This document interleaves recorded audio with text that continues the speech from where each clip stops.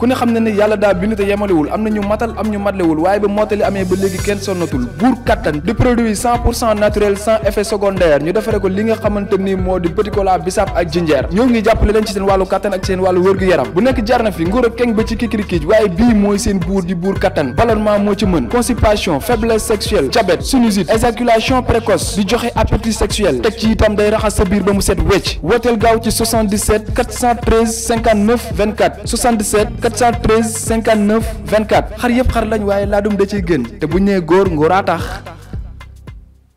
asalaamaaleykum jërëjëf Cheikh Omar maa ngi lay nuyu di nuyu waa coalition Aar Sénégal yi fi nekk yëpp di nuyu suñu coordonnateur Thierno Bocoum pour kaddu yi nga xam ne yëkkati na ko ci wolof ci ak ci français ma bëggoon ñu félicité waat may loxo suñu mandataire Diomaye bi nga xam ne moo ko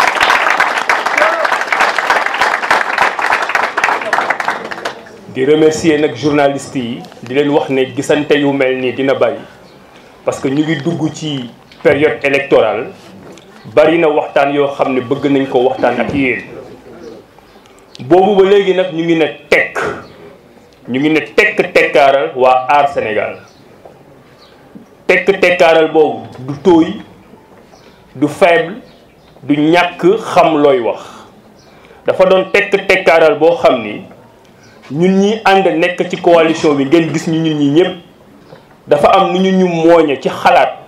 ci xam-xam ci liggéey ak nan la ñuy wutee Sénégal parce que nag dinañu gis ne wutin bi bokkul te ñun loolu dañ koy assumer Thierno Bocoum ñëw na sànq ci péripéties yi nga xam ne yëpp moo fi xew maanaam lépp lu ñu war a mën a teg candidat ci élection législative teg nañ ñu ko ñun waa Aar Sénégal ñu ni tekkaaral noppi parce que dañu jàpp ne réew boo ko bëggee jiite da ngay tënku ci charte réew mi manoo nag ak chaque fois bu dee règle yi nga xamee ne dañ la ko tegal mënoo ko respecté nga xool nan nga koy jalgatee wala nga xool nan nga koy contourner loolu bu ci kanamee dinaa ci ñëwaat dafa am ñaari réponse yoo xam ne c'est précis yoo xam ne dama ko bëgg a joxe par rapport ak actualité bi damay jox benn bi waa Bennoo Bokk Yaakaar jox beneen bi suñu xaritu waa Yewwi Askan bi bien que opposition bi lañ bokk waaye ñun ñëpp opposition bi buñ ciy dox nañu doxee doxalu dëkk donc dama leen di jox ñaari interprétation bu njëkk bi problème bi am ci liste Bennoo Bokk Yaakaar ñëpp xam nañ ko respecté wuñu parité ci seen liste de suppléants donc ñoom ci seen bopp xam nañ ne respecté wuñu ko ñun suñu mandataire dem na constaté ko loi bi dafa wax ni bu dee respecté wuloo parité mënoo bokk ci élection yi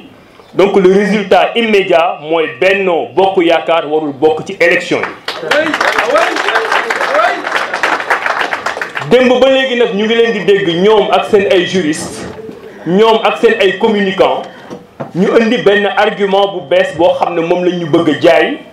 te argument boobu ñun xam nañ fa lañ jëm ak ñoom dañu leen dégg ñu ni ñoom nangu nañu ne respecté wuñu parité ci seen liste suppléant liste nationale donc loolu aveu la waxtaan bi nekkatul ci respecté nañ wala respecté wuñu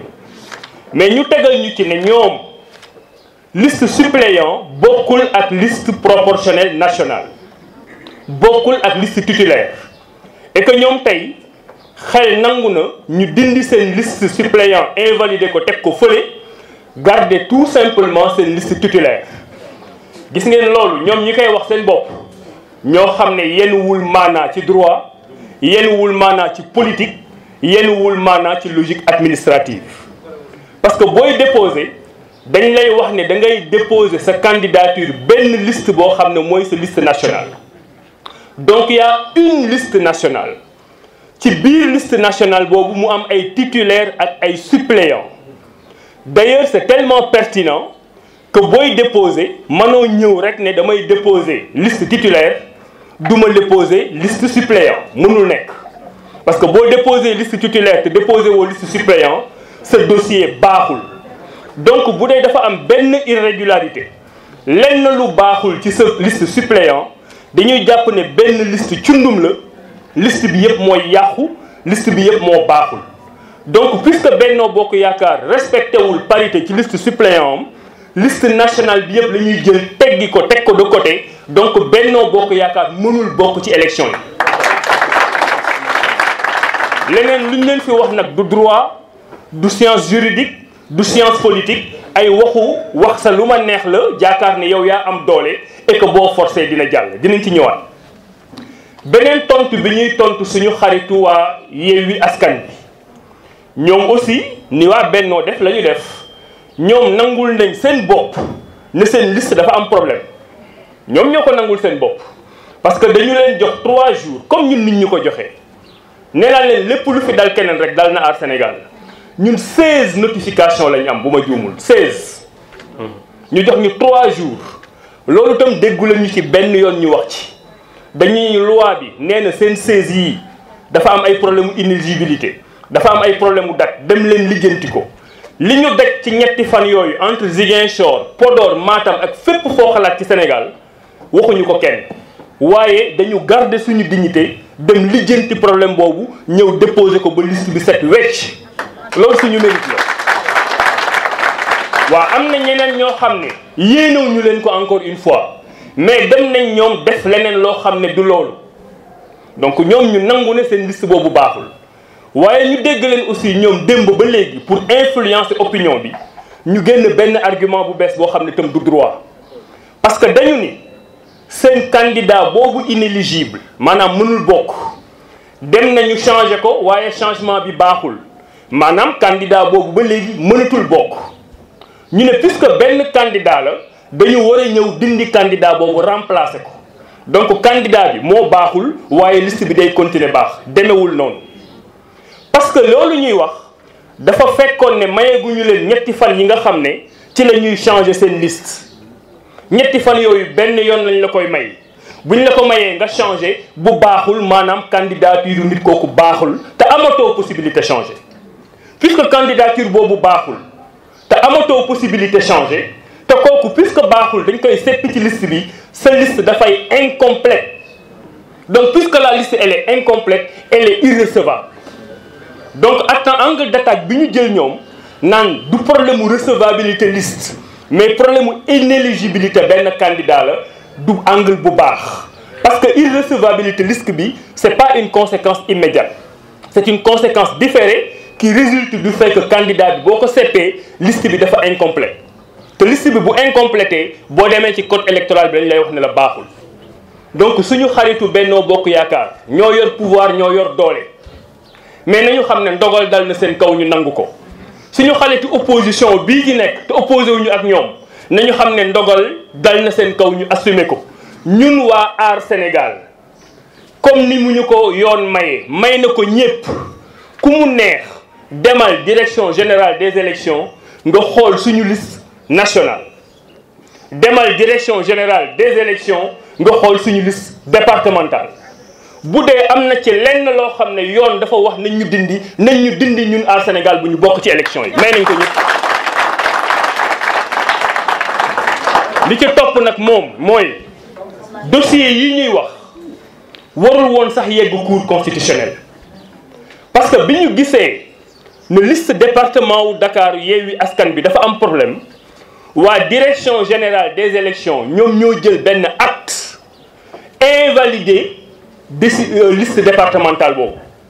ñooñu acte boobu la ñuy jël dem conseil constitutionnel man de yëgaguma décision wala acte bu direction générale des élections jël pour wax ni waa Benno Bokk Yaakaar seen liste suppléant am na problème foofu la ñu war a commencer ñoom administration ils doivent constater que liste bi am na problème ñu rejeter ko bu ñu ko rejeter ñooñu bu ñu d'accordul ñuy door a dem conseil constitutionnel même chose la ñu war a def ci liste Yewwi Askan bi nga xam ne seen changement bi baaxul dañ ko war a rejeter balaa ñooñu di dem ci conseil constitutionnel gis nañ nag ne ñu ngi nekk di xaw a hésiter jëlaguñu décision bi loolu mooy indi ci li nga xam ne ci laa jëm plus tard conseil constitutionnel dañu am benn message bu ñu leen di yónnee parce que tey dégg ngeen coow li nga xam ne moo fi commencé jib ñun ñi ñu ci bëri dañoo jàng droit ba am ci lijaasa yi gën a kawe ñu respecté ñi nga xam ne dañu nekk conseil constitutionnel nekk ay juriste am ay lijaasa ñu respecté leen lool parce que ëllëg bu ñu jëloon réew mi c'est une institution boo xam ne dañuy liggéey ak ñoom te c'est une institution boo xam ne dañ koy respecté waaye nag ñoom dañu dalalul suñu xel parce que saa yu problème amee ci question politique li nga xam ne mooy yàq climat politique bi ci conseil constitutionnel boobu lay jóge du ma nettali li fi xewoon yëpp ci Sénégal benn exemple rek laa leen di jox pour wan leen fi nga xam ne fa lañ jëm président de la république bi fi nekk mooy président Macky Sall moo ànd avec son juriste Ismaïla Madior Fall ñu proposé ñu référendum en 2016 wax li fi amoon yëpp bëggatuñu mu amaat ci Sénégal ñu ne pour que li fi amoon bañ a amaat ci Sénégal dañuy dugal ci constitution bi li ñuy woowee clause d'éternité maanaam ay ponk yoo xam ne boo ko defee ci constitution Sénégal kenn mënatu ko changer lu dul da nga indi beneen constitution mooy mu ngi mel ni tey nga am sa kër nga jël kër bi jox ko ay gardien boobu ñoom ñooy conseil constitutionnel nga ne leen néeg bii mën nga fi dugg douche bii mën nga fi dugg salon bii mën nga fi dugg waaye am na ñeenti néeg yoo xam ne mënoo fa dugg ñeenti néeg yooyu mooy article 103 constitution bi ñu ne clause d'éternité lépp loo xam ne mooy forme républicaine de l'État kenn mënu ko laal buntu buñ dul tijji la ñu ne durée du mandat du président kenn mënu ko laal buntu buñ dul tijji la ñu ni nombre de mandat du président kenn mënu ko laal buntu buñ dul tijji la ñu ne mode d'élection du président kenn mënu ko laal buntu buñ dul tijji la sénégalais yi voté ko mu nekk seen constitution en 2016 ñu ñëw 2018 président de la république Macky Sall bëgg a dugal parrainage ci mode d'élection la bokk du président de la république loolu dégguma fii benn juriste di ci wax dégguma benn homme politique di ci wax dama leen bëgg wax fa ñu jëm donc président bu ne nañuy fale président kenn du ko laal parce que buntu bu ñu mënul tijji la mu ñëw 2018 dem conseil constitutionnel boobu bu dee am na fulla bu dee jàngam mat na bu dee Sénégal moo ko tax a toog danaan président de la république mode d'élection parrainage ci la bokk buntu bu ñu mënul tijji la parrainage mënul jàll loolu mooy yoon il devait se saisir d'office pour dire au président mënuñu am parrainage parce que ci buntu yi ñu mënul tijji la mais puisque ñoom defuñu ko tey président bu leen ñëwee ne leen Sénégal bëggatuma mu nekk république dama bëgg a doon buur buntu boobu ñoom jëlañ ko tijjil bu président ñëwee ne leen dama bëgg ngeen yokk mandat yi buntu boobu jëlañ ko tijjil bu président ñëwee ne leen dama bëgg ngeen yokk at yi may def ci Sénégal buntu boobu jëlañ ko tijjil bu président ñëwee ne leen ñun kat waa Bennoo xam nañ ne respecté wuñu parité bi su suñu liste waaye bàyyi leen mu jàll buntu boobu conseil constitutionnel daf koy tijjil président de la république ñun nag li ñuy wax tey mooy nii baare yëgoo nii combine bëre du fi amee nii combine bëre nii baare yëgoo du fi amee foofu laay tëjee gis nga li ñu boole ñun waa Aar Sénégal ak Bennoo Bokk Yaakaar ak Yewwi Askan Wi ak Wallu ak beneen coalition mooy Sénégal bi nga xam ne moom la ñu bokk ay règles ak ay chartes di ko doxal ba ñuy dem élection présidentielle 27 candidatures lañu amoon ñu jël 22 yëpp recalé leen est-ce que 22 yooyu dañu taxaw ne ñun kat dañoo bari doole bu ñu bokkul élection dëkk bi dañ koy taal wala bu ñu bokkul élection climat social bi di dox donc nañ ñu boole est-ce que loolu daf fi amoon ñañu recalé woon Thierno Alassane Sall mii ci la bokk dafa ànd ak dignitéem dem liggéeyiwaat képp kuñ fi recalé parce que loi mi moo la recalé jëlal ànd ak sa dignité nga dem liggéeyiwaat xaar beneen yoon bés bu ñu fi commencé di wax ay waxu grande coalition oui les deux plus grandes coalitions grande coalition yaa ngi koy xamee sa cëppaandaw ga le 31 juillet bu ñu demee élection le 1er août résultat yi génne ki jël P c'est une grande coalition ki jël 2 c'est une grande coalition tey xamul kan mooy grande coalition ak mooy kuy petite coalition respecter loi boobu moo tax am na ñoo xam ne amoon nañu xalaat waxuma rek dem déposer amoon nañu xalaat bokk ci élection législative yi demuñu parce que amuñu 15 millions loi moo leen tënk ña am 15 millions dem ñu rejeter leen loi moo leen tënk ñi ñu téye ci parrainage loi moo leen tënk léegi pourquoi ñëpp war a respecter loi ñun gisu leen ñun condition ñun ñi fi nekk ñëpp ay kilifa lañ xamu leen yan condition la ñu defee suñu parrainage dañ doon jibi jóge suñu bureau 7 heures du matin 11 heures du matin ñëpp dajalewaat pourquoi parce que dañu bëgg respecter charte Sénégal ku keneen defee leneen nag ba respecté wul charte Sénégal ñu ñëw nañu non parce que léegi dafa war a am paix sociale Sénégal stabilité ñàkk stabilité ak paix sociale mooy 17 millions sénégalais ànd takk ay charte yow nga ne respecté wuloo charte boobu parce que yow da nga am doole. loolu mooy sërëxal réew ma tëj gis nga loolu bu ñu ko fi defee seen liste yi bu ñu ko baaree yëgoowee combine bëre ko conseil constitutionnel def ko ba ñu jàll et je mesure bien li may wax ëllëg Sénégal ku mu neex nga sàcc bu ñu la jàppee nga ne damaa xiifoon moo tax ma sàcc ku mu neex boo demee élection législative ñu gañe la nga ni man dama am doole damay créer sama assemblée nationale siégé ku mu neex ëllëg boo demee élection présidentielle bi ñu gañe la nga ne maay président nga def sa gouvernement parallèle ku mu neex parce que nag bu dee doole mooy wane ne da nga war a respecter loi wala waroo respecter loi loolu Sénégal bindoowul noonu 53 yi nekk ci liste Benno ak 53 yi nekk ci liste Yewwi gënuñu 53 yi nekk ci yeneen liste yi ci amul kenn ku fi indispensable dama ne la koo fi teg yóbbu ko assemblée nationale mu doxal assemblée nationale yu gën yi fi nekkoon te ñooñu ñoo nekk ci liste Aar Sénégal nii combine bëre nii baare yëgoo respecté loi dëkk bi ma terminé Benno Sénégal Benno Bokk Yaakaar ñoom nee na ñoom ñoo yor doole te xalaatuñu benn moment ñu dem élection sans ñoom pour lan xam nga lan la ñu ragal te ci lañ jëm bu Benno Bokk Yaakaar demul élection ça veut dire que opposition mooy majoritaire assemblée nationale ça veut dire que opposition mooy am premier ministre ça veut dire que seen prochain gouvernement mu ngi nii toog ça veut dire que dañu Macky Sall jeex na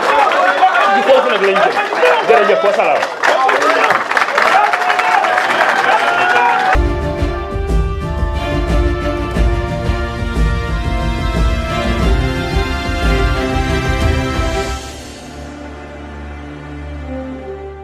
ku ne xam na ne yàlla daa bind te yemalewul am na ñu matal am ñu matlewul waaye ba mottali amee ba léegi kenn sonnatul buur kattan di produit 100% naturel sans effet secondaire ñu defare ko li nga xamante ni moo di petit cola bisaab ak jinjeer ñoo ngi jàppale leen ci seen wàllu kattan ak seen wàllu wërgu-yaram bu nekk jar na fi nguur ak keng ba ci kikirikiij waaye bii mooy seen buur di buur kattan ballonnement moo ci mën constipation faiblesse sexuelle diabète sinusite éjaculation précoce di joxe appétit sexuel teg ci itam day raxas sa biir ba mu set wecc wooteel gaaw ci 77 413 59 24 77 413 59 24 xar yëpp xar lañ waaye laadum da ciy gën te bu ñu nee góor ngóoraa tax